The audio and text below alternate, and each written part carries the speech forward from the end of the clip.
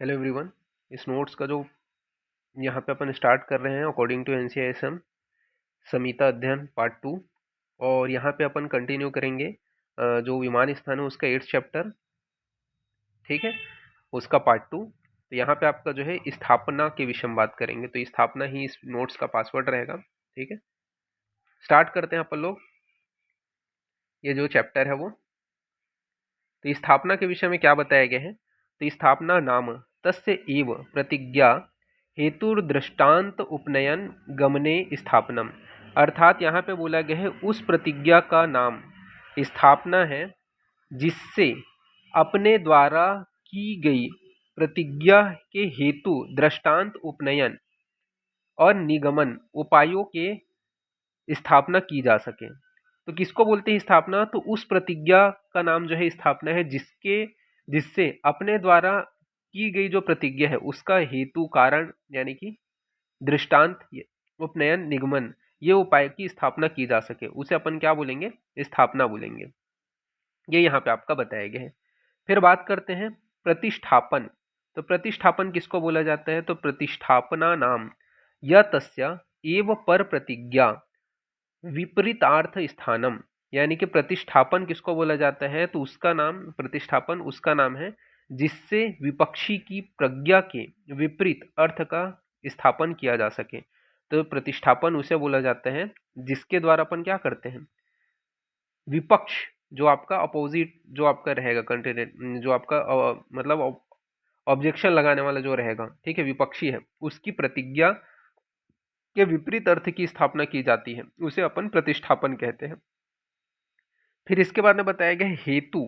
तो हेतु के विषय में क्या बताया गया है, तो हेतु के विषय में यहाँ पे बताया गया है उपलब्धि के कारण को ही हेतु कहते हैं।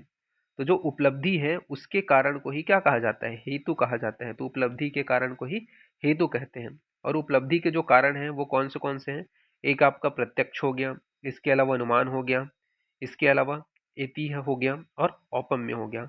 तो उपलब्धि के कारण को ही हेतु कहते हैं। और वह उपलब्धि का जो कारण है वो आपके चार है, प्रत्यक्ष, अनुमान, एतिह और औपगम्य। ठीक है, औपम्य, सॉरी। अरे, और क्या है, उपलब्धि के ये जो चार हेतु है, ठीक है, इसके विषय में बताया गया है कि इन चारों के सम्मिलित हेतुओं से जिस ज्ञान की प्राप्ति होती है वह जो है तात्विक ज्ञान है। तो इन चार के सम्मिलित हेतु से जिस ज्ञान की प्राप्ति होती है वही क्या है, आपका तात्विक ज्ञान है। फिर दृष्टांत किसको बोलते हैं, तो दृष्टांत के विषय में बोला गया है जिससे मूर्ख एवं विद्वान की समझने में विषय ठीक प्रकार से आ जाए उसे अपन दृष्टांत कहते हैं। मतलब ऐसी चीज को देख करके जिससे एक बुद्धिमान वैद्य भी समझ जाए और एक मूर्ख वैद्य भी समझ जाए, तो उसे अपन दृष्टांत बोलेंगे। मतलब पर्टिकुलरली कोई ऐसे एग्जाम्पल या ऐसी चीज को दिखा करके हम उससे मूर्ख से मूर्ख को भी समझा सकते हैं और विद्वान से विद्वान व्यक्ति को भी समझा सकते हैं, तो उस चीज को क्या बोलते हैं, दृष्टांत बोलते हैं। फिर उत्तर किसको बोला जाता है, तो उत्तर के विषय में बताया गया है हेतु के समान धर्म द्वारा उपदेश होने पर विपरीत धर्म तथा हेतु के विपरीत धर्म तथा हेतु के विपरीत धर्म द्वारा उपदेश होने पर समान धर्म का कथन उत्तर कहलाता है। तो हेतु के समान धर्म द्वारा उपदेश, ठीक है, यानी कि जो कारण है उसके द्वारा समान धर्म का उपदेश होना, विपरीत धर्म तथा हेतु के विपरीत धर्म तथा हेतु के विपरीत धर्म द्वारा उपदेश होना पर समान धर्म का जो कथन होता है वो क्या कहलाएगा, आपका उत्तर कहलाएगा। ठीक है, तो ये आपको याद रखना है। फिर सिद्धांत किसको बोलते हैं, तो परिभाषा यहाँ पे बताया गया है सिद्धांतो नाम स या परीक्षेत बहुविधम परीक्षे हेतुभिश्च साधित्वम स्थापियेत निर्णय। यानी कि परीक्षकों द्वारा अनेक बार परीक्षा कर और हेतुओं के द्वारा सिद्ध कर जो स्थायी निर्णय किया जाता है उसे अपन सिद्धांत करते हैं। तो परीक्षकों के द्वारा क्या है, जिसका अनेक बार परीक्षा करके तथा हेतुओं के द्वारा सिद्ध किया जाता है, जो स्थायी निर्णय किया जाता है उसे सिद्धांत कहते हैं। ये यहाँ पे बताया गया है। फिर सिद्धांत के भेद बताए गए हैं। तो सिद्धांत के कौन से भेद हैं, एक आपका है सर्वतंत्र सिद्धांत, फिर है प्रतितंत्र सिद्धांत, फिर अधिकरण सिद्धांत, फिर आपका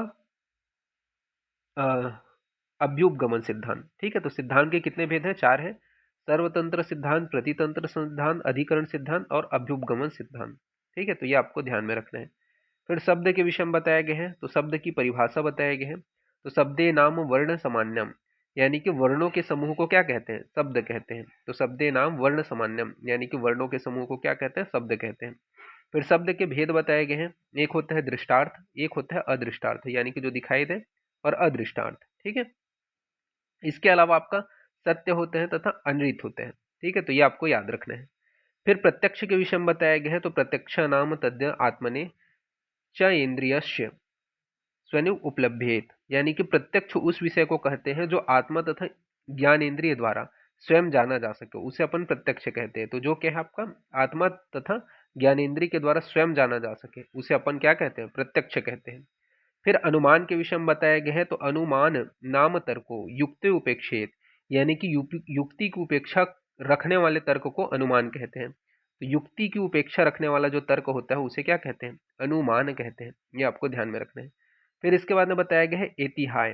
तो एतिहाय किसको बोलते हैं? तो एतिहाय नामोपदेशा वेदादि, यानी कि वेद आदि आप्तोजन के उपदेश को एतिहाय कहते हैं। तो वेद आदि आत्मजन के जो उपदेश होते हैं उसे अपन क्या बोलते हैं? एतिहाय कहते हैं। तो ये आपको ध्यान में रखना है। क्लियर हुआ? ठीक है। तो आज के लिए, अभी के लिए, फिलहाल के लिए इतना ही। इस नोट्स का ऑलरेडी मैंने पासवर्ड मेंशन कर दिया है। इसके आगे का जो है नेक्स्ट क्लास में हम लोग कंटिन्यू करेंगे। ओके, तो फिर अभी के लिए इतना ही। Thank you class.